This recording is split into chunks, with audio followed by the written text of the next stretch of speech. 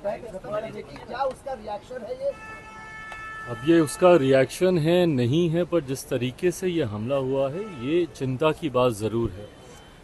केंद्र सरकार की भी नज़र इसके ऊपर है, पर जिस तरीके से नई सरकार के गठन के तुरंत बाद इस तरीके की घटनाएं वापस से शुरू हुई हैं, ये कहीं ना कहीं सवाल खड़े करती है।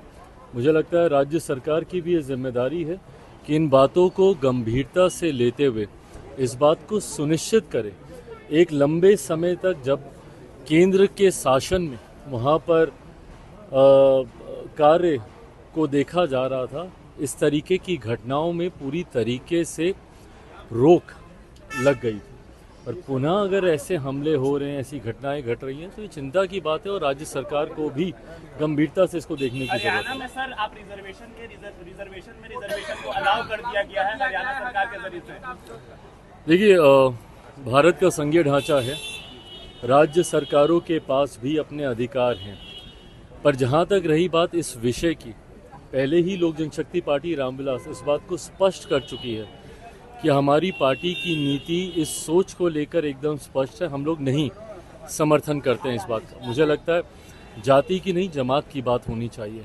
और ख़ास तौर पर जब आप अनुसूचित जाति का जब आप जिक्र करते हैं, जिसका आधार छुआछूत रहा है, अनटचेबिलिटी रहा है, जब तक ये मानसिकता कुछ ऐसे असामाजिक तत्वों की जो आज भी छुआछूत के आधार पर भेदभाव की भावना रखते हैं, ऐसे में फर्दर बाइफर्केशन, सब क्लासिफिकेशन अगर इस तरीके से अगर होता है, तो इससे कहीं ना कहीं जो हक हैं, जो अधिकार हैं इस पूरी जमात के, अनुसूचित जाति के, उसमें कहीं ना कहीं बाधाएं और ज़्यादा बढ़ेंगी, परेशानियां और ज़्यादा बढ़ेंगी।